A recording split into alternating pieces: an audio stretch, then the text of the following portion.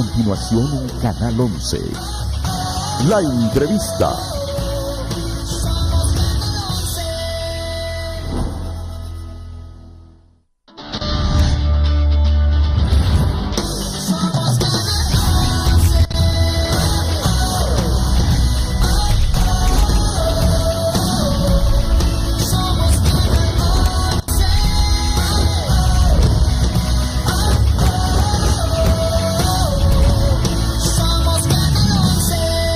Canal 11. Vive con nosotros. El siguiente programa es solo para adultos.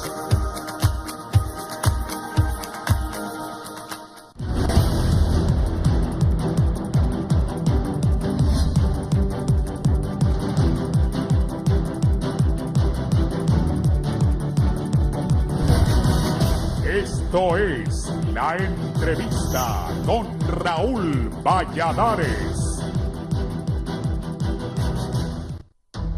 Tal como lo expresara hace unos días el asesor presidencial Marvin Ponce en el foro La Entrevista que se transmite en Canal 11, el presidente de la República, Juan Orlando Hernández, se apresta a efectuar importantes cambios en su gabinete de gobierno, una decisión que se alimentó de los reclamos de la militancia del Partido Nacional en la convención realizada en la ciudad de Gracias Lempira, el departamento natal del mandatario, y por la ciudadanía que no encuentra respuestas a sus reclamos de insuficientes servicios o mala administración. El 24 de noviembre recién pasado, los convencionales nacionalistas respaldaron varias mociones, entre estas resguardar al presidente de la República en los cambios que necesite hacer dentro de su gabinete de gobierno, y ha sido el propio mandatario que ha dejado entrever la necesidad de efectuar una sacudida en la nomenclatura del gabinete del gobierno como parte de un proceso de renovación del equipo de colaboradores. Entre estos se incluye a los titulares de varias secretarías de Estado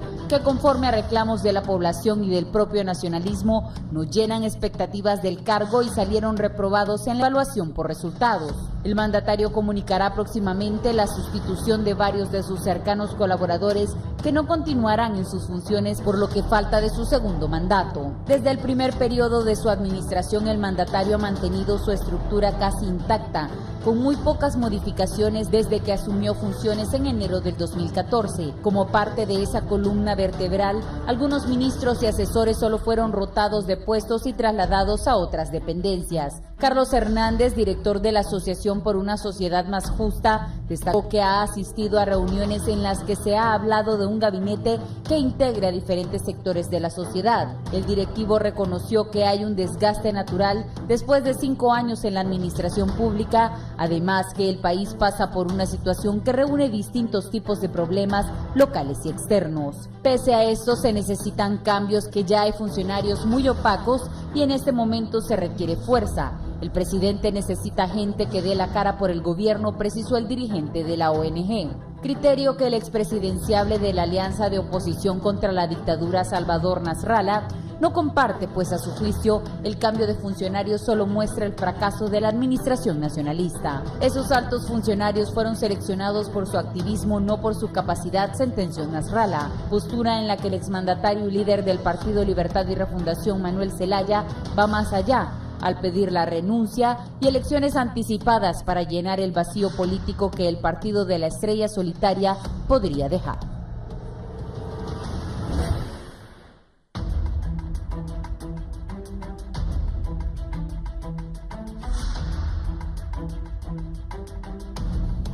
Buenos días, bienvenidos a la entrevista. Vamos a hablar sobre el tema de la vida nacional, también sobre este gabinete de gobierno. Se habla de cambios, como decía Carlos y Samantha en la introducción. Don Filadelfo Martínez, bienvenido. Gracias por estar acá. Junto a don Julio Navarro. Mucho gusto, Raúl, de Filadelfia. Mucho gusto. Anda contento Julio por el triunfo del Motagua. Motagua es gente sufrida. Tienen derecho a alegrarse, principalmente en Navidad. Claro que sí. Ya casi. Vamos a ver qué pasa el domingo. Pero, ¿qué pasa en el gobierno? En el gabinete de gobierno del presidente Hernández se habla de que van a haber cambios. Va a comenzar Juan Orlando el 6º año de gobierno. ¿Qué piensa usted? Raúl, el presidente de la República inició un segundo mandato con la misma gente. Yo creo que en su partido esperaban que renovara un poco los altos funcionarios de su gobierno y no lo hizo. Porque el presidente de la República tenía una característica.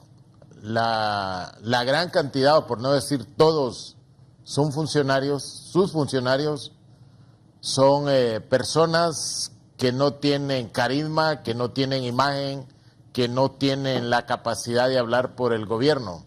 Porque el estilo del presidente ha sido que el único líder que hay en el gobierno que es capaz de explicar hasta el estado del tiempo es él. Entonces no han podido sobresalir figuras que sean capaces de encarnar y defender al gobierno cuando el gobierno esté en dificultades. Y yo creo que el presidente a este momento se da cuenta que su gobierno tiene serios problemas y que ya su voz no es suficiente o no tenga la suficiente credibilidad o aceptación para defender al gobierno. Entonces es de suponer que él busca nuevas caras que tal vez puedan darle vitalidad o credibilidad al gobierno que él ejerce. Yo no sé si a este momento es el gobierno el agotado o es el gabinete y los funcionarios los agotados, los que han perdido imagen y los que han perdido confianza ante la población.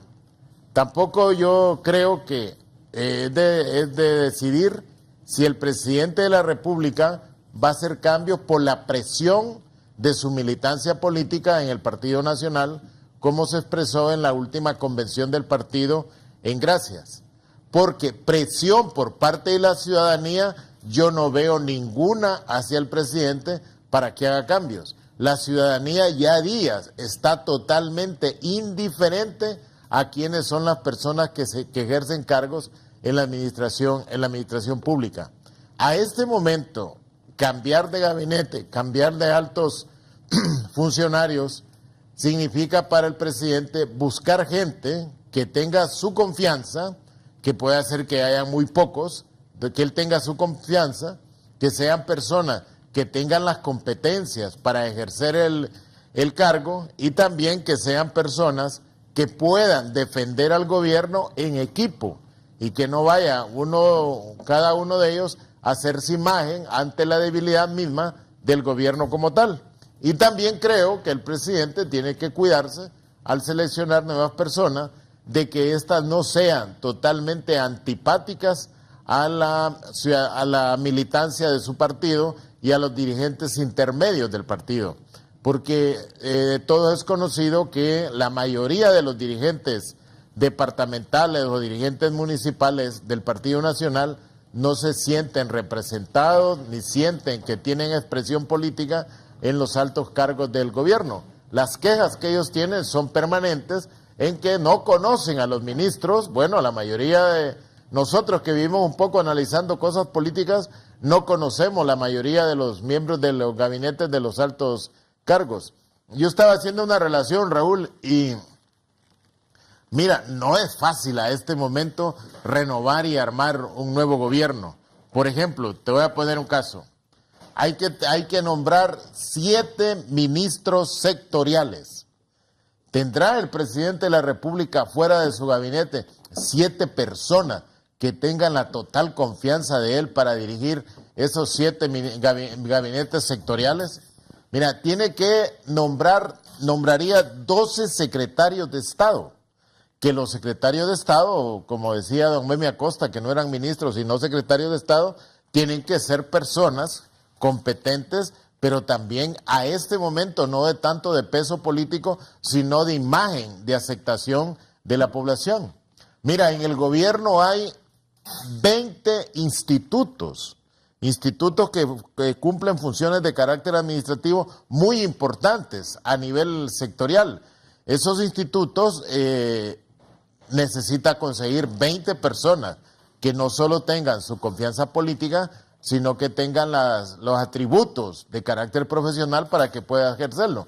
Mira, el presidente tiene que nombrar 9 comisiones, 9 a 10 comisiones importantísimas hay dentro del gobierno. Esas comisiones tienen hasta 5 personas, 5 o 6. Y hablo de las personas, de las comisiones que habla la ley de administración del Estado. No estoy hablando de otras 13 comisiones de intervención que ha nominado el presidente de la República. Ya con eso serían aproximadamente 22 comisiones que tendría que buscar el presidente de la República. Mira, el Estado tiene 9 empresas, todavía se queda con 9 empresas. También tiene que nombrar unos 9 gerentes dentro de las empresas. Tiene que nombrar sus gerentes, directores generales, etcétera. Hay 5 direcciones, comenzando por la SAR, sumamente importantes, que son incluso a veces más importantes que una secretaría de Estado. ¿Puede el presidente a este tiempo, con las desconfianzas mutuas que existen, encontrar 5 personas? Mira, tiene que administrar el presidente de la República, aunque uno no lo crea. Todavía hay 5 bancos que el presidente de la República ejerce funciones o ejerce control sobre ellos. Algunos, como Fosobi, que no son un banco, pero funcionan prácticamente como un banco. Entonces, eso es más o menos el presidente de la República. Si quisiera hacer un cambio estructural dentro de su gabinete, el presidente de la República necesita aproximadamente unas 134 personas. 134 personas que tengan la confianza de él, que tengan la aceptación de su partido y que generen expectativas positivas en la población. A este momento yo veo serias dificultades para lograrlo. Así es el poder, Raúl. Al poder, por eso cuando yo creo que una persona llega al poder se ha de sentir sumamente atribulada en cómo nombra tantas personas en cargos importantes. Ese vacío en las sociedades democráticas como en otros países, ese vacío lo cubren los partidos políticos, que son los que ponen toda su maquinaria a gobernar. Pero cuando un gobernante ignora el clamor de su partido, entonces tiene que hacerlo él a nivel personal. O sea, la situación del presidente de la República a este momento, que él cree que cambiando caras puede privar o puede limitar algún descontento que existe en la población, a mí me parece que es muy difícil que eso tenga algún logro positivo. Licenciado Martínez, ¿qué piensa usted? ¿Cuál es la situación en este momento del gabinete de gobierno? ¿El porqué de estos cambios? En realidad es como una tradición, que a fin de año se genera un ambiente muchas veces artificial alrededor de la necesidad de cambios en el gabinete. Es ya una costumbre que los funcionarios le entregan al presidente su renuncia para que el presidente no se vea en la incomodidad de pedirles públicamente o separarlos.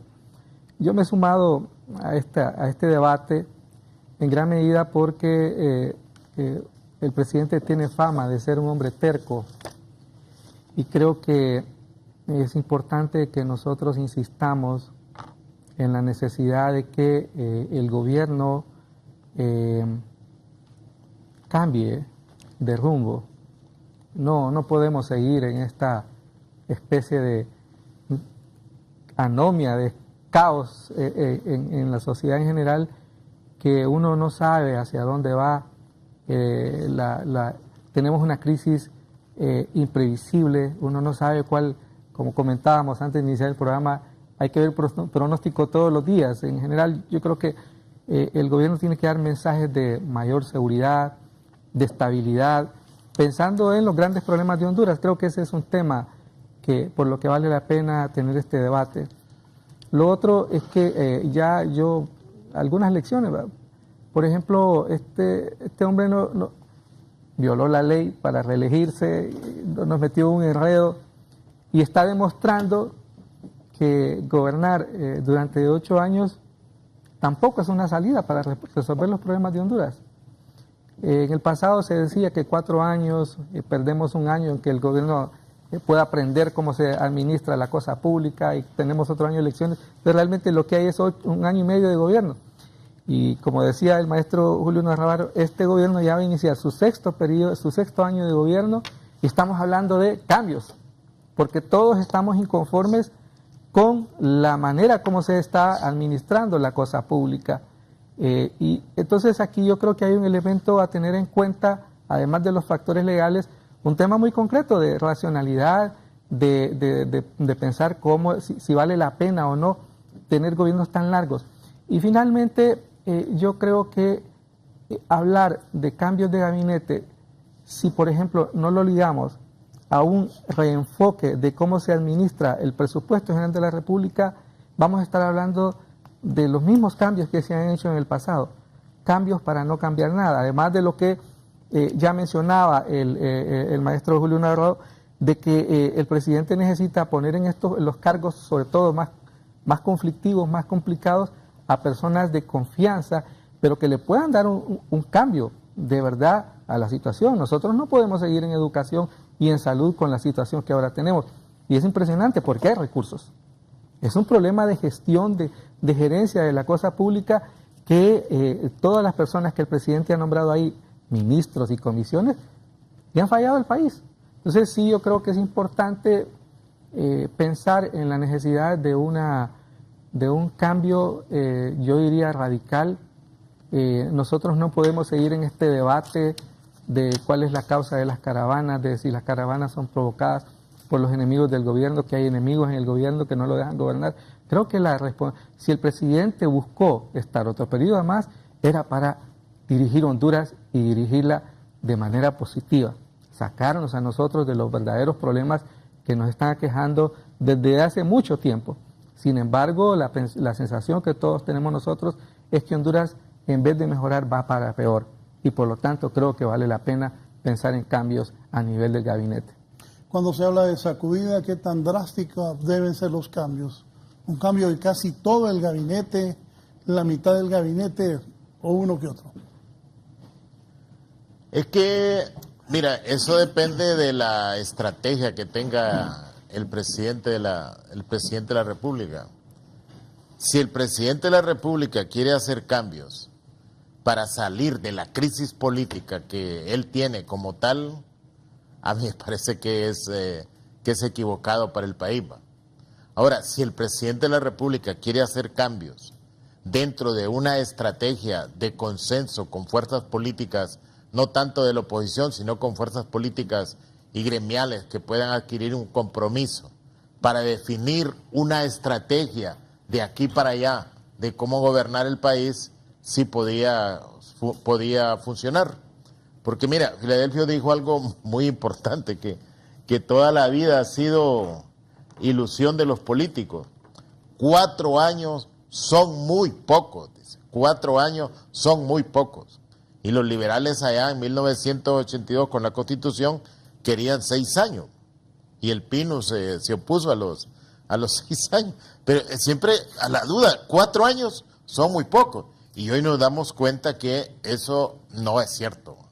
O sea, que eso de los 4 años que le generan la mesa que decía Maduro que había dejado servida al nuevo, ¿va? O sea, hoy en día vemos que el presidente actual ni tampoco pudo dejarse la mesa servida para el siguiente año. Entonces, el agotamiento del gobierno, yo creo que también es el agotamiento del liderazgo del presidente de la República.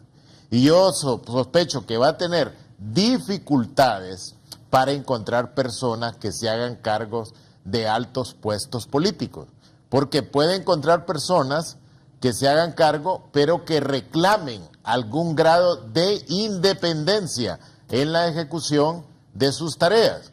Y sabemos que el presidente no tiene esa cultura política de permitir que otros puedan sobresalir por el trabajo que desarrollan.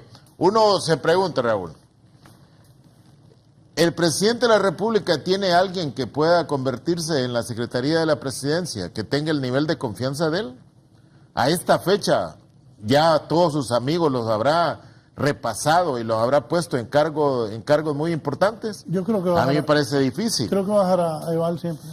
Entonces, ¿pondrá a alguien en infraestructura y servicios públicos? Se ha mantenido siempre al mismo ministro. Ese es un cargo estratégico. Esa estrategia de desarrollo que debía de definirse, deberíamos de verla en la aprobación del presupuesto general de la República. Y aún con todo lo que ha pasado y está pasando, yo no veo que en el nuevo presupuesto se haya redefinido una nueva estrategia de gobernabilidad en base a la inversión que debe hacer el Estado con su presupuesto. ¿Quién va a ocupar la Secretaría de Seguridad Pública en un cambio brusco así que pueda hacer el presidente de la República?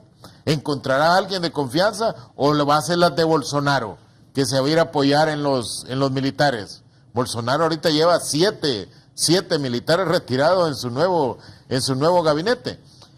¿Encontrará a alguien que se haga cargo de la Secretaría de Salud? Uno de los principales problemas que tiene el gobierno en la no funcionalidad de los hospitales públicos, que están en una calamidad enorme, que el Seguro Social sigue intervenido y sigue justificando que no atiende a los derechohabientes por la quiebra que le hicieron hace 5 años, y el seguro sigue cobrando a los derechohabientes y no presta los servicios. Presidente de la República, ¿puede encontrar a alguien que se haga cargo de la Secretaría de Educación, cuando el actual ministro que puso en la Secretaría de Educación no tiene ni el poder político para poder nombrar sus asesores, sino que es un caos el que hay dentro de la Secretaría de Educación, y no porque el actual ministro no tenga su capacidad, sino porque es la anarquía que tiene el Partido Nacional dentro de la Secretaría de Educación, donde no se sabe quién manda? Entonces, ¿el nuevo secretario ocupará poder realmente para ejercer sus funciones o no? ¿O va a estar maniatado? ¿Quién va a ser el ministro de Trabajo y Seguridad Social, cuando uno de los desafíos que hay actualmente con relación a las caravanas de migrantes y todo es crear oportunidades de empleo, realmente oportunidades de empleo digno, que le puedan generar condiciones de supervivencia a la gente? Uno ve una Secretaría de Trabajo realmente cansada que ya ni conflictos laborales resuelve, porque como no hay creación de empleo tal, no se crean esos conflictos. O sea, la Secretaría de Trabajo prácticamente se ha dedicado a administrar y darle seguimiento a los controles que hay en los pocos sindicatos que tienen contratos colectivos. Raúl, ya día está abandonada la Secretaría de Agricultura y Ganadería, porque prácticamente hemos abandonado esas dos actividades económicas en función de las importaciones que hacemos amparados en el Tratado de Libre Comercio. Pregúntale a los que producen carne de cerdo, están prácticamente quebrados, porque el cerdo que importan de los Estados Unidos es un cerdo subsidiado, porque allá el maíz no es para consumo humano, sino para consumo animal, y ha sacado del mercado a todos esos productores. La caída de los precios de la carne también por los problemas de importación. Entonces, una Secretaría de Agricultura y Ganadería requeriría independencia para poder actuar, pero también requeriría apoyo financiero del Congreso Nacional, que es donde se aprueban los presupuestos. Y Secretaría de Finanzas. Yo Secretaría de Finanzas últimamente no le veo problema. ¿Por qué? Porque la Secretaría de Finanzas ya días está intervenida por el Fondo Monetario Internacional, que es el que define la estrategia que se sigue para recaudar, la estrategia para distribuir, incluso la estrategia para pagar y cuándo hacer los desembolsos necesarios. Se ha convertido en un organismo eminentemente técnico y no un organismo que pueda proyectar hacia dónde van las finanzas, hacia dónde se invierten ese tipo de finanzas. Entonces, todos esos cargos que te hablo, que se refiere a las secretarías en sí, ¿encontrará el presidente a este momento personas de su partido que tengan la confianza necesaria para sumarse a su gabinete? ¿O los encontrará en los partidos emergentes que quieran compartir el poder con el Partido Nacional? ¿O lo encontrará en los gremios empresariales que también quisieran sumarse al gobierno, tal vez para enderezar actividades prioritarias que a ellos les interesa? Te hablo nada más de este campo de las secretarías ligadas a las secretarías sectoriales, que son claves. Y se me olvidaba alguien. ¿Necesitas un ministro de Relaciones Exteriores más visible?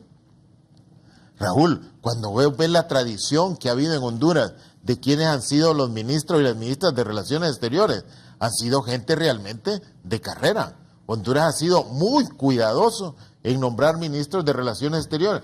Hoy la ministra de Relaciones Exteriores, yo la conocí hasta que apareció la caravana. Antes no.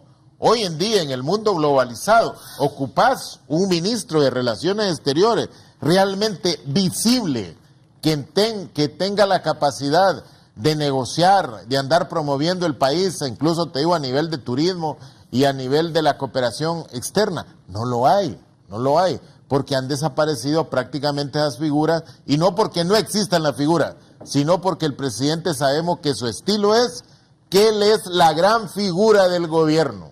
Nadie puede a los lados sobresalir como figura. Arturo Corrales, que era visible antes, totalmente invisibilizado en el último año, que a veces Arturo le daba orientación estratégica al gobierno, pero eso pareciera que hoy no existe. Sí. Quiero decirles que en San Pedro hay enfrentamientos entre estudiantes que quieren clases y que no quieren clases. Aquí estoy con dos maestros también. Ya vamos a ir más adelante a San Pedro Sula. Su análisis. En realidad es un problema de liderazgo y de liderazgo del presidente. Lo que está en crisis es ese estilo que durante 5 años el presidente ha demostrado que no le funciona. Primero, un estilo, como decía el maestro Julio, en el que no tiene gran capacidad para delegar, no confía en sus colaboradores más cercanos.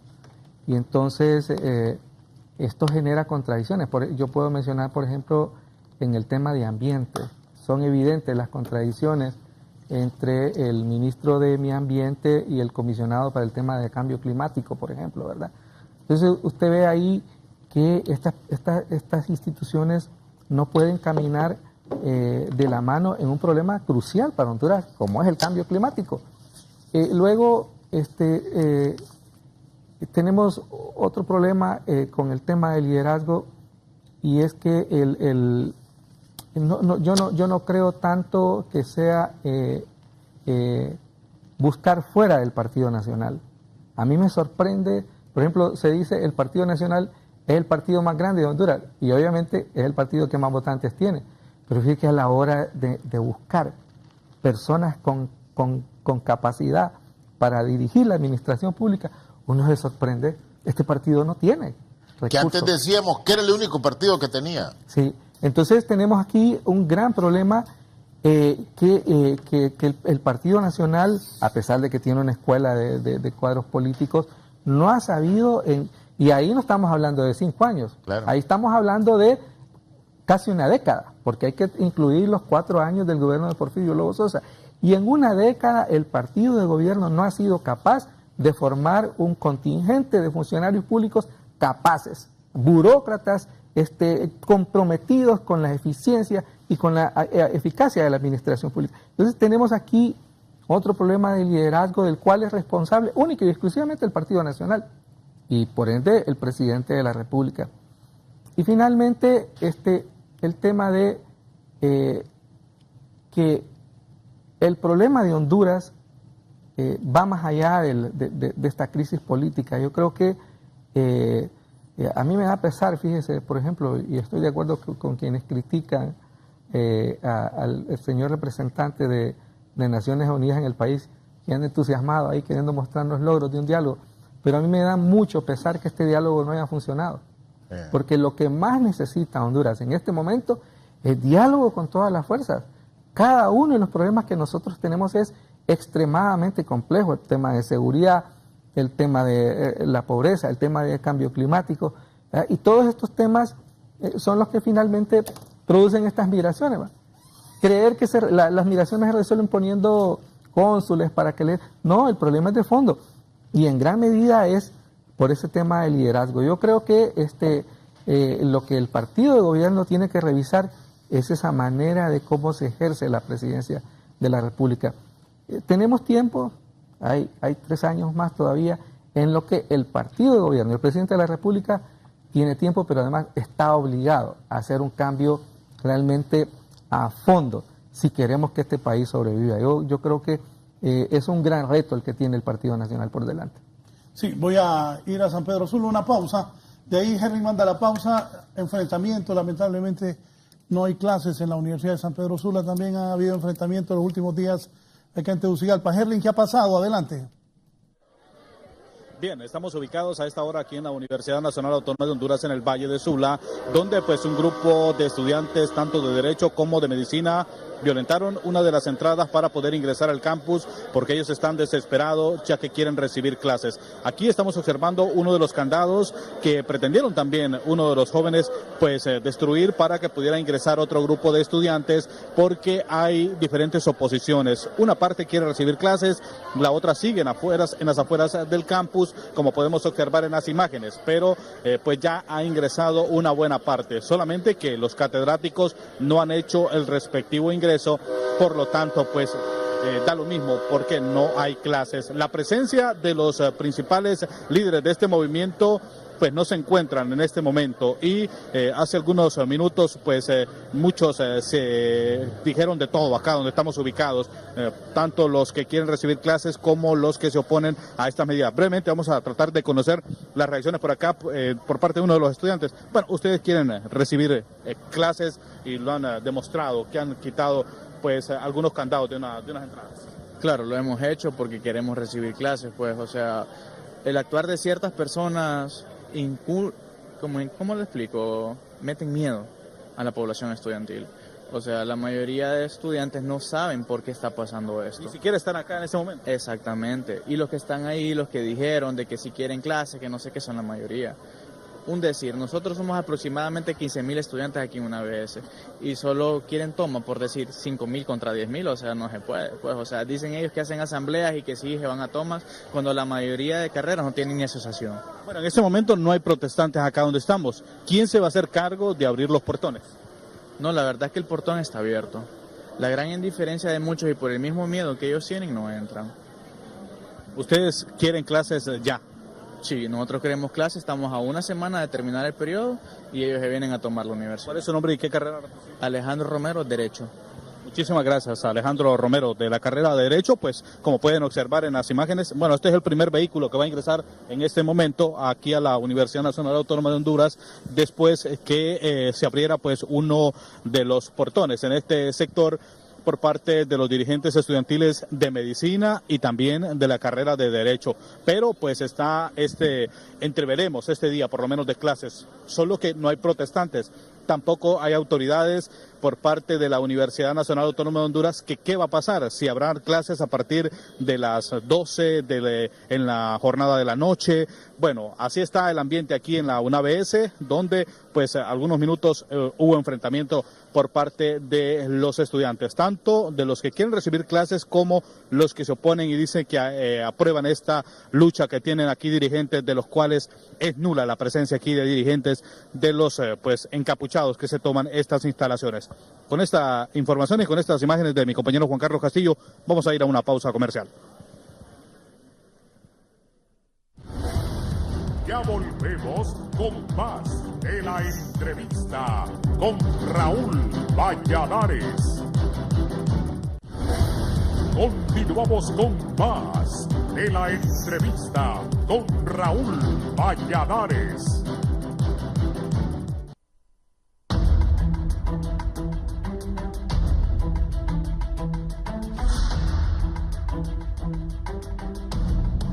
Y continuamos. Si me pones el cuadro ahí de los funcionarios del gabinete, por favor, Fabricio, para que me digan mis invitados. Salvador Narrala dice que esos no son cambios necesarios, que el gobierno se está cayendo a pedazos. Eso es lo que piensa. Ahí están los ministros. Evo, si me hace el favor de acercarle. Ahí están. ¿Quiénes de esos deben salir y quiénes deben quedarse? No, yo creo que el presidente es el que debe saber quiénes le funciona o no le funciona. Yo te dije, el resto de la población en Honduras ve con indiferencia quién esté o quién no esté. Porque cada vez esos ministros son menos ejecutivos y son más dependientes del presidente de la República y hacen sumos esfuerzos esos ministros para invisibilizarse. Es que el problema es que uno se enfoca en salud y educación por lo sensible del tema, pero viendo la pantalla uno se pregunta, ¿y cuál es la política que se está implementando en agricultura, por ejemplo? En ganadería es totalmente ausente, digamos. Turismo es un problema de que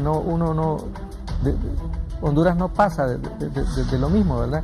Ya mencioné las contradicciones a nivel del tema del ambiente. Es decir, nosotros no logramos tener ahí una política consistente para proteger nuestros recursos naturales. Ya el maestro decía que en finanzas así no nos debemos preocupar. Realmente este es otro tema en el que el país está intervenido, y lo que finanzas ha hecho con éxito es apegarse entonces a los acuerdos que nosotros hemos suscrito como país con el Fondo Monetario Internacional. Y ahí usted puede seguir pasando, ¿verdad? Pero por ejemplo en el tema de desarrollo y seguridad social, ¿verdad? Se tiene que revisar esta política que le ha dado éxito al Partido Liberal para conseguir votos, a toda la política del clientelismo, el clientelismo político, pero es una política de compensación social que no ha tenido un gran efecto en la reducción, por ejemplo, de los índices de pobreza. Y entonces usted va repasando tema por tema. Yo en el tema de seguridad tenemos que reconocer que hubo avances, y yo creo que en el tema de seguridad inclusive hay lecciones aprendidas que el presidente debería tomar en cuenta. En el momento que se requería hacer un cambio drástico en la policía, encontró una persona de su confianza, le dio las posibilidades de hacerlo. Entonces es un poco lo que se necesita en los otros ministerios, como en el de salud, de que estamos hablando. Entonces se puede ver entonces que como estaba mencionando usted en el caso del candidato Narrala, el problema no es de una secretaría en particular, el problema es del presidente de la República, del gobierno de la República, que no tiene una política coherente que satisfaga a la sociedad hondureña. ¿Quiénes? Por ejemplo, salud y educación ya están intervenidos. ¿Está intervenido? Seguridad también está intervenida. Porque de seguridad depende la policía. Hay una comisión interventora. Educación también hay una comisión interventora. Ahí nomás, educación está una comisión interventora. Seguridad, una comisión interventora. Salud, otra comisión interventora.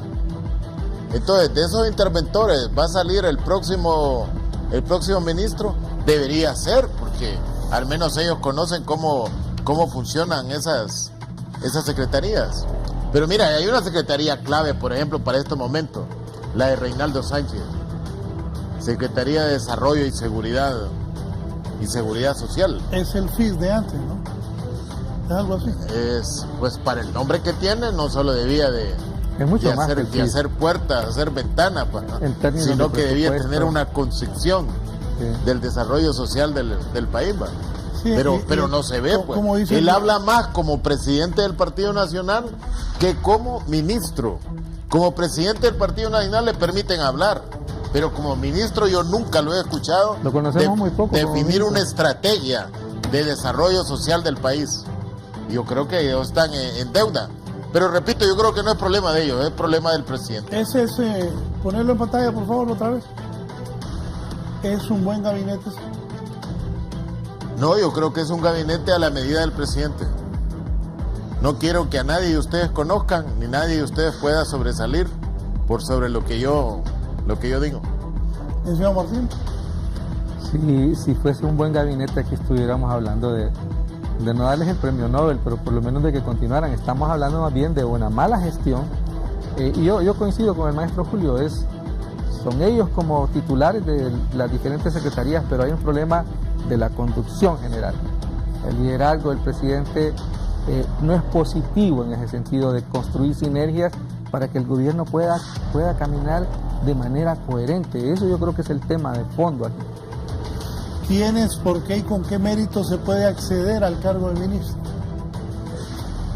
Bueno, el primer mérito que debe tener alguien para ser ministro, cuando uno tiene conciencia de lo que es el poder, es que sea una persona de confianza.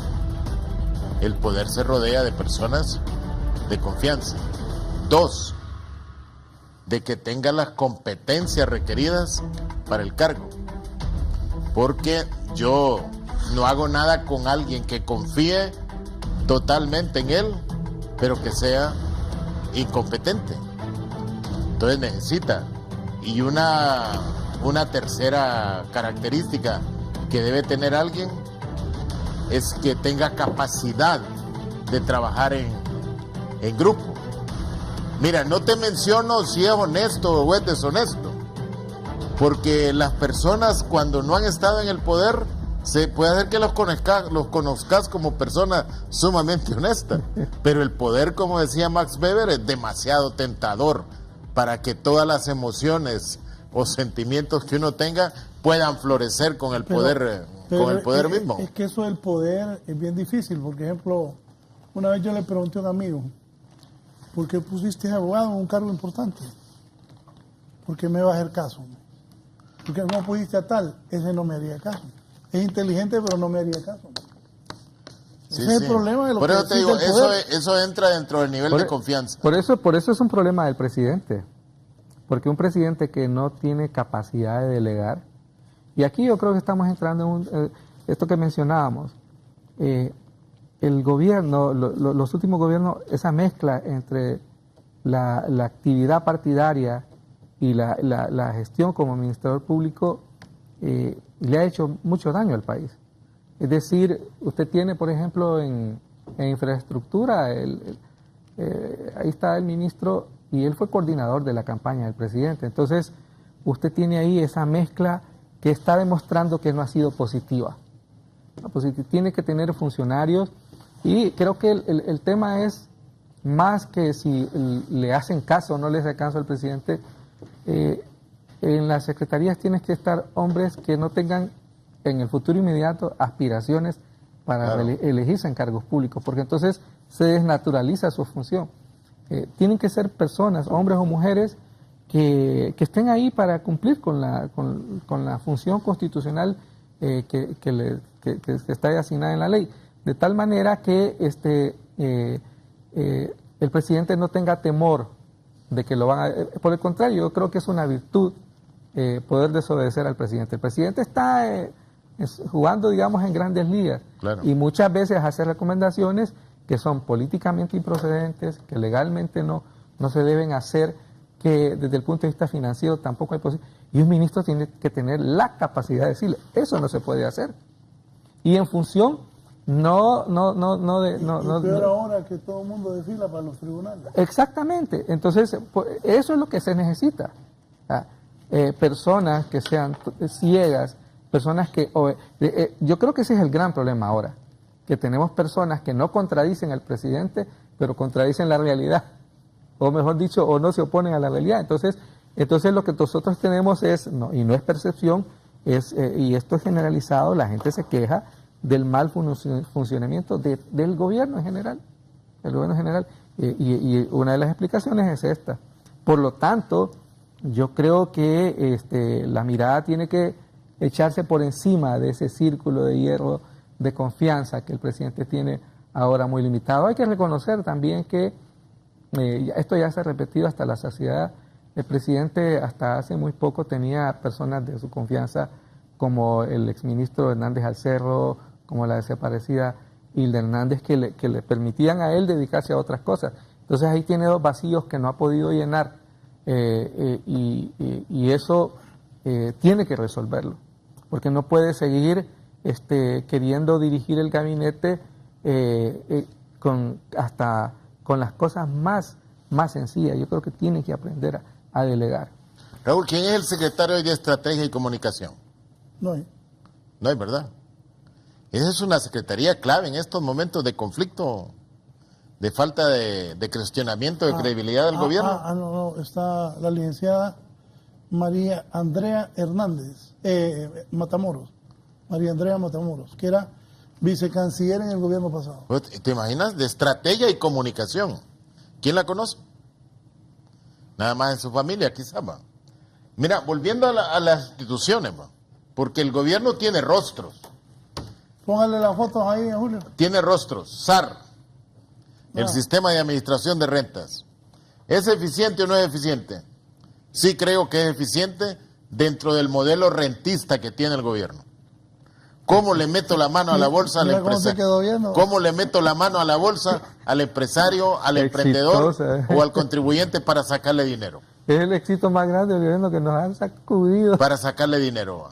Ya decía don Carlos Flores, tenemos un modelo rentista, un modelo fiscal de cómo le saco el dinero a la gente. Pero parte de ese dinero puede hacer que el empresario lo ocupaba para generar inversiones o a generar empleo. Infoc. El Infoc es una institución clave en todos estos momentos de cambio tecnológico, de habilitación de trabajadores. No, ¿qué se anda pensando? Que hay que privatizar a Infoc. Mira, Raúl, a Infoc, Filadelfia, a Infoc le puede pasar toda la algarabía que se creó, recordás, con la famosa coalianza. Que coalianza era la solución, mano. Como el músculo del gobierno con el músculo empresarial del sector privado iba a lograr impulsar un modelo de gestión de desarrollo en Honduras inigualable. Y hoy coalianza no puede ni pagar la energía eléctrica, ni el teléfono, ni puede pagar a sus empleados públicos. En eso pueden convertir al enfoque una vez que lo privaticen. Hondutel ya no es estratégico para el gobierno a nivel de recaudar fondos, pero sí es estratégico a nivel de vigilar a los operadores privados de telefonía móvil, fundamentalmente. Sí es fundamental. Recuerda que la conexión externa todavía está bajo Hondutel. La ENE. De las empresas en que se convirtió la ENE, yo sí creo que todavía es importante el sector en que el gobierno tiene influencia. ¿Quién se va a hacer cargo de la ENE? Después de que han tenido un gerente que ha estado más preocupado por contar actas que realmente por definir estrategias de que las pérdidas técnicas del ENE sean cada día menores. No, él andaba no interesado en reducir pérdidas técnicas, sino en cómo aumentar el volumen de votos del partido al cual pertenece. Que vaya a venir un funcionario con ese perfil, con esas características, yo creo que mejor dejarían al que ya tiene, porque ya tiene su rutina establecida. El INE. Aquí me está escribiendo el gerente del INE. El INE. Te estaba oyendo. El INE es una institución estratégicamente importante porque ahí se producen los insumos para poder definir estrategias sectoriales. El INE, por la influencia externa que tiene, el INE ha producido buenas estadísticas. Le voy a poner un ejemplo. Una estadística que ha producido el INE es que el 24% de los padres de familia de Honduras no le ven importancia a mandar sus hijos a estudiar, porque están convencidos hoy en día que tienen 3 hijos con títulos universitarios que tienen mayores dificultades para conseguir empleo que el muchacho que no estudió, etcétera. Ese dato lo da el INE lo da. Pero que menos lo lee el gobierno. O sea, el INE le da datos de que la inversión del Producto Interno Bruto en educación del 2009, que era el 8%, ha bajado al 5.2%. O sea, el INE, que es dependiente del gobierno, le da esa estadística. O sea, que es una institución muy importante en Honduras si se tomara en cuenta para definir el presupuesto general de la República. El INE le dice dónde están las deficiencias y todo eso. Conatel. ¿Empresa importante Conatel? Claro. ¿Quién tiene Conatel hoy en día? No se sabe. No se sabe. Bueno, acaban de nombrar a don Enrique Castellón. A don Enrique Castellón. Sí. Debe ser un estratega en telecomunicaciones. Porque ahí ocupas eso, tener competencia, no es suficiente la amistad. Él estaba en la portuaria, ¿no? Estaba en la portuaria. Sí. Volvemos a lo que dice Vilader, Empresa Nacional Portuaria. Cuando el gobierno dice que va a convertir Puerto Cortés en el mejor puerto de Centroamérica o en el mejor puerto de América, esa persona que va a la Empresa Nacional Portuaria es nada más un tramitador de las empresas privadas que gravitan sobre la administración de los recursos de la portuaria, o realmente va a asumir el papel que debe tener como representante del Estado. Fondo Vial. Recuerdo yo cuando crearon el Fondo Vial. Ya desapareció. Ya desapareció, pero todavía hay nombrada una persona en el Fondo, No, ya no. en el Fondo Vial. Ya desapareció. Y ahora Inves es el poder. Ya Sotravi. Raúl, pero yo veo extraño, mira, en los datos que tiene el gobierno, incluso todavía hay una empresa que se llama Ferrocarril Nacional y hay una persona nombrada. Y Ferrocarril ya no existe en Honduras, o hay una línea todavía. Hay una línea de San Pedro Sula a la Lima. Pero ahora solo hay una. En algunos casos casi como testimonio, sí. testimonio de que alguna vez tuvimos. Debía ser estratégico hoy buscar una comunicación sobre ese tipo. El mundo está en ese sentido. Impresionante en ese tema. En ese sentido orientado, nosotros no. Entonces ahí es donde hablamos de Eso de Hondutel, que lo pasaste la estrategia así. de desarrollo. ¿Cómo se cayó Hondutel? Cómo se cayó totalmente de ser la gran caja chica del gobierno. ¿Va? Entonces Antes de Hondutel no había fideicomisos. De eso deberíamos estar hablando. Si va a haber cambios de gabinete que sea en función de diagnóstico rápido que nos ha hecho el maestro Julio, porque eso es lo que Honduras necesita enderezar. Tenemos que empezar a ver hacia adelante. Nosotros hay lecciones aprendidas del pasado, pero no podemos seguir pensando en lo que pasó. Nosotros necesitamos reconciliar la familia hondureña, pero reconciliarla no para festejar la Navidad, sino para ponernos de acuerdo cómo enderezamos Hondutel, cómo enderezamos todo el tema de energía eléctrica. Porque esos son, o sea, si una persona me viene con una campaña presidencial a decir yo voy a ser buen diputado, yo voy a ser presidente, y no tiene idea de cómo va a enfrentar estos problemas, por favor. Y ese es el gran problema, no solo del partido de gobierno, sino de la oposición. Por eso es importante que se genere este diálogo político para poner en el tema de debate. Y están los insumos, como usted dice, ¿verdad? El INE, aunque hay información que muchos cuestionan, pero efectivamente tenemos información oficial que nos permite hablar con datos de cuáles son los problemas que Honduras tiene y poder entonces llegar a acuerdos. Y yo diría que para no enredarnos, acuerdos mínimos. Por ahora enfocarse en cuestiones claves, y sin duda el hecho de que estemos cuestionando al ministro de Educación y Salud no es gratuito, porque sin una idea de educación Honduras no va a tener la fuerza humana capacitada para generar los cambios económicos, y sin salud, ¿quién va a trabajar? Entonces, ahí se tienen que hacer cambios. Creo que, y un cambio fundamental es no seguir nombrando comisiones. Las comisiones ya demostraron que no resuelven la mayoría de los problemas. Entonces volvamos, necesitamos confianza, necesitamos una persona que conozca, ¿verdad? Pero en todo caso de la especialidad yo no estoy tan convencido si que conozca a fondo, pero por lo menos que tenga capacidades de gerencia, ¿verdad? Capacidades de gerencia. Y ahí es entonces que hay un tema a resolver. En gran medida, los problemas de salud y educación no se resuelven porque ahí hay poderes fácticos, les dicen.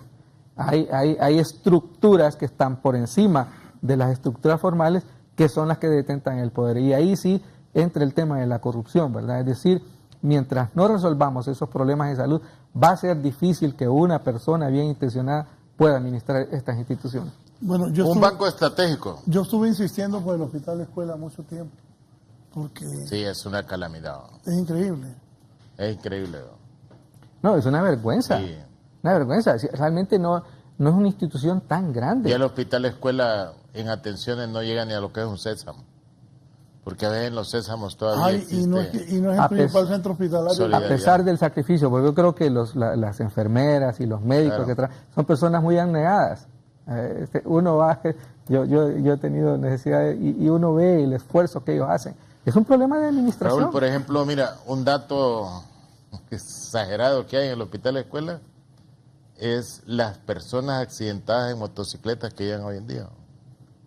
Que ese no era un dato que aparecía antes. Pero es que ahora mucha gente la proliferación sí. de motocicletas hace que toda esa gente que tiene problemas, porque aquí, mira, aquí te dan una licencia para motocicleta independientemente de que te hagan una prueba de que sabes manejar o no va. Entonces, todas las imprudencias de carácter cultural que tenemos van a agravar el sistema de Entonces salud. ahí se va usted que tránsito no funciona. Claro, uno a veces podría creer de que todo aquel que le dan una licencia de motocicleta o de vehículo debía tener un buen seguro, ¿va?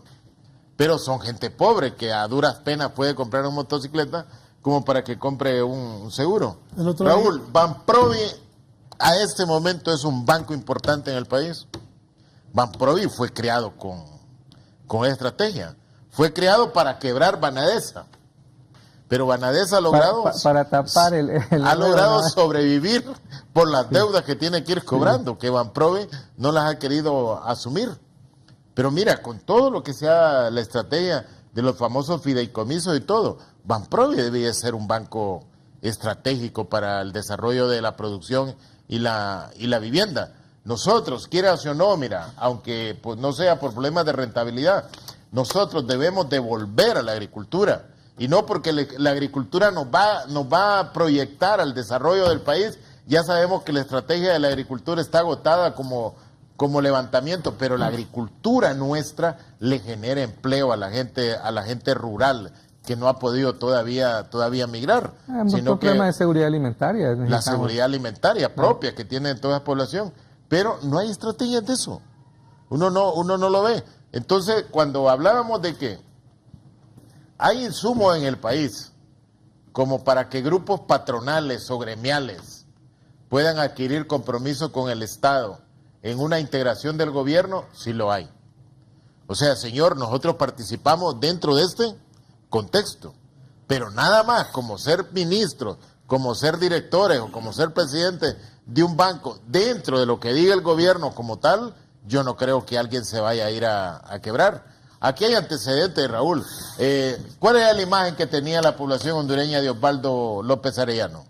Había dado dos golpes de Estado, había hecho aquellas famosas elecciones estilo Honduras, promovió el diálogo nacional a partir de la guerra del 69, salió un gobierno de pacto, nunca se entendieron, dio golpe de Estado y hizo un gobierno reformista. Con buenos ministros. Se puso realmente ministros de primer nivel.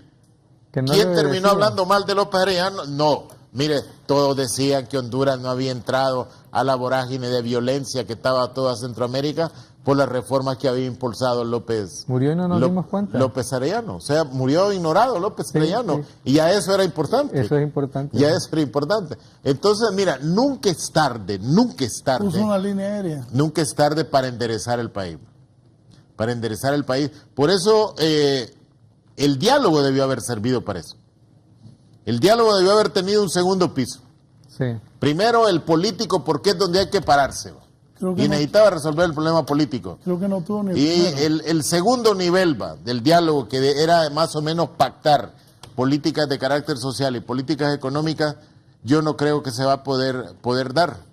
Y yo creo, Raúl, que nosotros tenemos la obligación como hondureños de decirle al representante de Naciones Unidas que si el diálogo fracasó, no es culpa de él, señor. Yo siento que usted anda como abrumado queriéndonos vender los éxitos del diálogo. Y todos sabemos que el diálogo fracasó, pero no por culpa suya. Usted era un buen conductor de ajustar las partes, un hombre de mucha tolerancia. El diálogo fracasó por la cultura que tienen hoy los nuevos políticos de Honduras, que tienen más apegos a sus prejuicios de carácter político e ideológico que el compromiso que pueden tener con los problemas del país. Entonces, nosotros fracasó el diálogo, pero el diálogo sigue siendo una alternativa del país, un diálogo más incluyente, un diálogo más alejado del centro, de la ideología del partido como tal, y acercarlo más a lo que Honduras ocupa en este momento. Sí, yo creo que sigue en deuda. ¿Y quiénes van a formar ese nuevo gabinete? Un momento antes está el gerente de la Empresa Nacional de Energía Eléctrica, don Jesús Mejía. Quiere referirse a lo expresado esta mañana por mis invitados, don Julio Navarro. En vez de reducir pérdidas técnicas en ENEN, estaba interesado en aumentar el volumen de votos del partido que pertenece. ¡Qué desgracia, Dios mío! Por si escuchó mal, ya le aclaró el maestro. Sí, don Jesús, buenos días. Buenos días, Raúl. Buenos días a Julio al otro compañero que se encuentra ahí en estudio. La verdad, Raúl, que creo que es bueno informar a la población muchas veces las cosas que no saben. Siempre me ha dicho un amigo que quien no sabe es como el que no ve. Y ahí es donde uno tiene que intervenir y no a faltar respeto o a querer minimizar a la gente, sino que con las cosas que en realidad sí se hicieron. Yo entré en Lené el 14 de abril,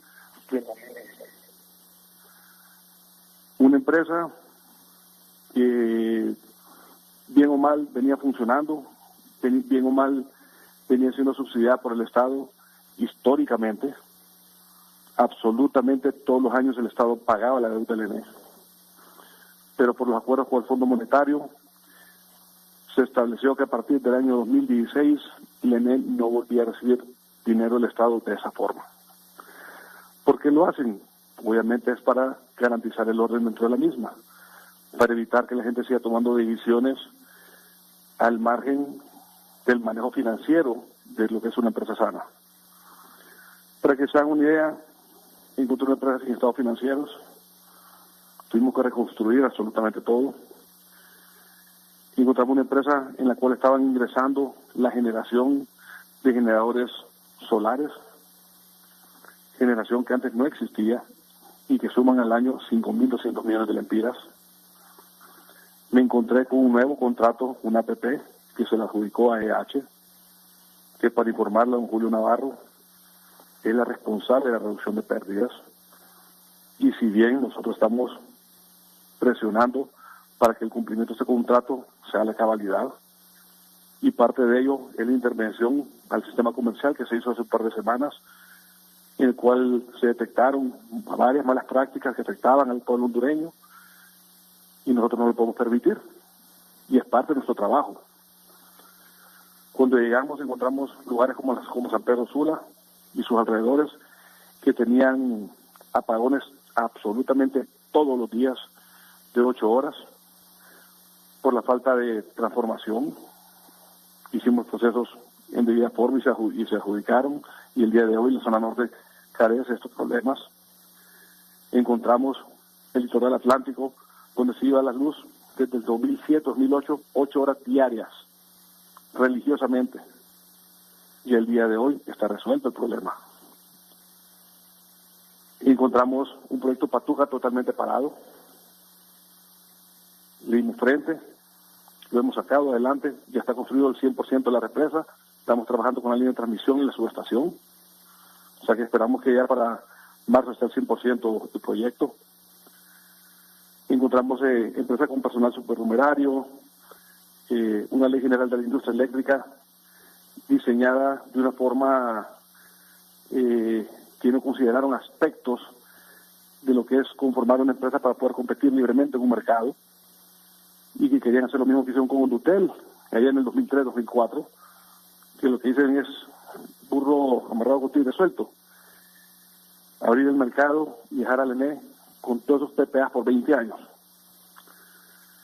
Y todas estas cosas nos ha tocado venirlas ordenando en el camino, y es un trabajo de carpintería, de trabajo día a día, de ordenar, de hacer lo que se tiene que hacer, y no de contar votos, don Julio.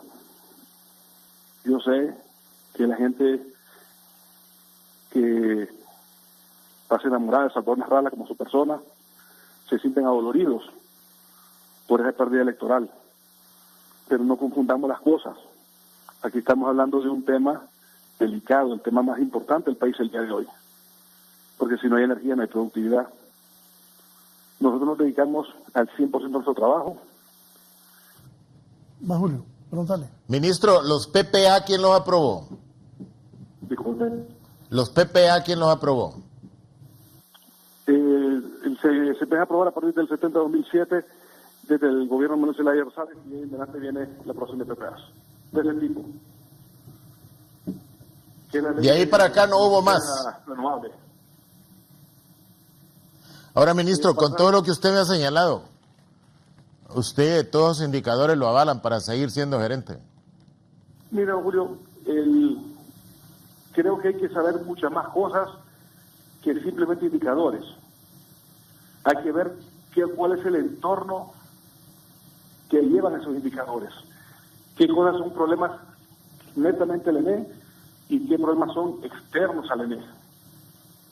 O sea, es importante también tener claro eso. ¿Sabía usted, don Julio, que cuando el Congreso Nacional aprueba una ley y pone incentivos, ¿qué le dice la lógica a usted? ¿Que el incentivo lo pague la ley, el pueblo hondureño, o que el incentivo lo pague el Estado, que es una política de Estado? Pregunto yo nada más. A mí la lógica me dice que yo tengo una empresa y el Estado va a dar un incentivo, mientras yo voy a hacer lo que sea lo más rentable para mí. Y lo que es el incentivo ya es una política de Estado, la cual el Estado debería hacer frente. Entonces, son como conceptos que tenemos que tener claros que van a impactar en algún lado. No es posible que venga el Congreso Nacional y empiece a aprobar incentivos para afectar el bolsillo de la población. No tiene sentido eso. Todo debe tener una partida presupuestaria. Entonces, son cosas conceptuales, estructurales, que debemos de comprender que se deben de cambiar. Ya en los tiempos de ahora han cambiado mucho. Creo que ahora somos más exigentes, no solo en la calidad del servicio, sino que la manera como se manejan los bienes del Estado. Entonces, nuevamente, don Julio, es importante informarnos antes de emitir una opinión.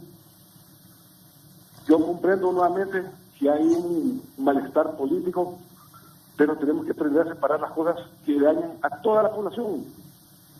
El tema de energía se anda haciendo desde hace muchos días. No lo politicen, hagan a un lado. Manejémoslo de una forma técnica, de una forma ordenada, que esto nos va a beneficiar a todos al final. El venir a confrontar, como usted dice, si tiene que seguir o no tiene que seguir, el presidente lo sabe. Si uno no ha hecho un trabajo que lo satisfaga a él, ahí está la CIA y él puede poner a quien él quiera. Yo simplemente llamo, Julio, por la aseveración que usted hizo, que me parece que es injusta, aparte que es irrespetuosa y no le debe responder de la misma forma. Simplemente quiere tomar por lo hondureño que si se ha hecho algo. No, pero ¿estuvo contando actas usted o no? Hace un año, en este tiempo, ¿qué estaba haciendo? No conté actas nunca. Yo lo miraba en los medios, que usted era el que exponía y todo. Por eso es que habla así. Entender, don Julio Navarro, el resultado de una elección que ponerse a contar actas. Yo nunca conté actas. Y si usted mira mis intervenciones, simplemente llamé la atención del pueblo hondureño que no se fueran a dejar engañar como lo hicieron en el año 2005, cuando Manuel Zelaya Rosales llegó al poder a través de la presión y del robo de unas elecciones. Entonces, nuevamente, si va a hacer un comentario, Julio, hágalo de forma justa y correcta, no sea injusto. En realidad, miren, en este país, usted y yo no vamos a morir, estoy seguro. Vamos a vivir toda nuestra vida en él. Trabajemos para sacarlo adelante. Confrontarnos nunca nos va a llevar a algo. Bien, gracias al gerente de la Empresa Nacional de Energía Eléctrica, don Jesús Mejía. Una pausa y continuamos.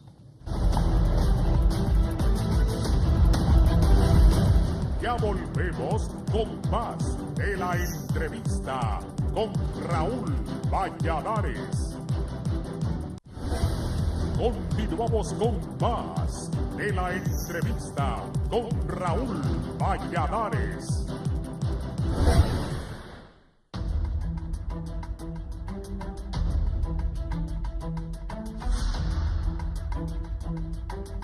Bien, se habla de que miembros de la sociedad civil y de posiblemente de otros partidos políticos podrían ser llamados al gabinete. ¿Qué piensan de eso? Voy a anclarme en las últimas frases del maestro Julio. Creo que si alguien está conversando con el presidente para asumir un cargo y la discusión no gira en torno a este enfoque que nosotros les hemos dado, obviamente usted puede encontrar en el partido de gobierno, aún en los partidos de oposición y por qué no en sociedad civil, personas que quieran figurar como ministros. Sí puede encontrar, pero no tengo la menor duda de que no habrá que esperar mucho para que fracasen. Yo creo que el tema de fondo no es buscar con los ojos vendados y la luz apagada lo que se requiere una gran capacidad y una gran visión de país. Entonces, yo vivo en eso de los rumores, que fulano, que sutano, que mengano, y ya esto forma parte de nuestra cultura o incultura política, que nada abona al buen funcionamiento de la política. Pero, insisto, yo creo que el tema de fondo es iniciar este diálogo. Creo que fue un error. Por ejemplo, se dijo, es que las cosas políticas tienen que discutirlas las políticas.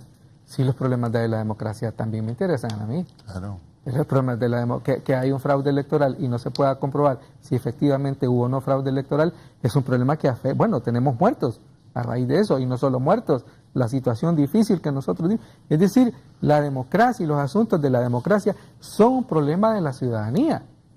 Y no los podemos dejar solo en manos de los que son precisamente responsables de haber creado esa crisis. Entonces, yo creo que hay que, algo que vale la pena este debate de recambio del gabinete, es precisamente por ese enfoque.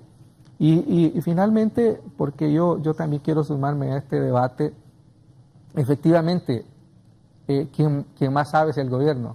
Siempre es así, y siempre ha sido así, en finanzas, y más sabe en gran medida porque hemos tenido problemas de acceso a la información.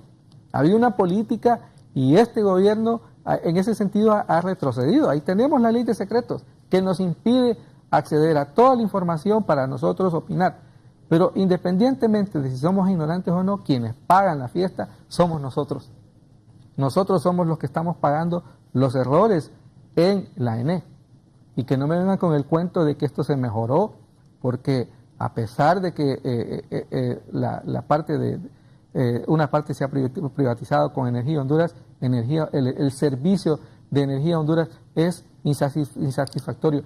Y uno, desde esta lejanía, desde la ignorancia, ve que en gran medida Energía Honduras no ha podido hacer todo lo que dice su contrato porque el mismo gobierno se encarga de ponerle trabas. Hay que decirlo también. Es decir, una empresa que llega al país, pero la burocracia, el tema de todo el tema de aduanas, eso ha afectado la planificación de esa empresa. Y todo eso es responsabilidad del gobierno. Los intereses de algunos funcionarios. Intereses de unos funcionarios. Entonces eso es lo lamentable, ¿verdad? Que uno no puede decir con datos dónde ha estado las dificultades de esa empresa, porque es el gobierno que lo sabe. Pero uno es el que está pagando las consecuencias de eso. ¿Sus conclusiones cuáles son? ¿Qué visualiza hacia el próximo gabinete de gobierno y el próximo año? Yo lamentablemente para mí Honduras se mueve en una situación de total incertidumbre. La opción no es para mejorar. La opción es más caos, más crisis política, si el presidente no se da cuenta. Aquí los tres de alguna u otra manera hemos coincidido de que se puede cambiar de rumbo el país, pero eso requiere visión de estadista, compromiso con el país y una gran capacidad de diálogo, cosas que hasta ahora no hemos visto. Gracias. Don Julio, Raúl, un poco para aclarar, porque no quedan cuestiones personales, ¿va? El problema del ENE puede ser problema de conceptos, puede ser de variables independientes, variables intervinientes, de multilateralidad institucional, pero lo cierto es que todos los conceptos y todas variables van a dar al consumidor en una factura de electricidad que está golpeando a la población de clase media, está golpeando, y también a los emprendedores y a sectores empresariales que les quita capacidad de competitividad. Yo creo que el país está viviendo momentos difíciles, situaciones totalmente inéditas. Ningún presidente de la República, ningún gobierno había pasado la situación en que estamos, porque también ningún partido político había estado 9 años y más en el gobierno. Las esperanzas del pueblo se renovaban cada 4 años o se ratificaban cada 4 años, pero nunca después de esas fechas. No tenemos cultura para tolerar todas estas cosas y esto ha agravado. Yo creo que el presidente ha dicho que va a renovar su gabinete, pero ya Díaz lo está diciendo. puede hacer que el presidente esté esperando que la gente se olvide de que lo iba a renovar y no lo va a renovar. Presidente, mire, en la política hay momentos concretos que pueden ayudar, pero si esos momentos se dejan desaparecer, pueden también afectar la poca estabilidad política que tenemos y por sobre todo la credibilidad que pueda tener un gobernante. Yo creo que se puede pegar un golpe de timón en Honduras, pero bajo otra cultura política, no de la cultura de invisibilizar a algunos, de sospechar de otros, sino que ir a buscar hasta los más rebeldes políticamente que hay en el país para poder pactar acciones de gobierno que vayan en beneficio del país y no particularmente en un beneficio electoral para un partido. ¿Más rebelde es Mel Zelaya? Claro, yo creo que Mel es de los rebeldes, o sea, en Libre hay gente, una posición muy rebelde a las cosas que han venido pasando en los últimos años, pero ahí hay gente también que es hondureño, que son patriotas, que creen que el deterioro económico y social del país, la población hondureña no se lo merece. Bien, gracias, don Julio. Mucho gusto. Es un gusto. Bien, gracias a ustedes por haber permitido que ingresáramos a sus hogares. Los invito a seguir con nosotros aquí en Canal 11. Buen día.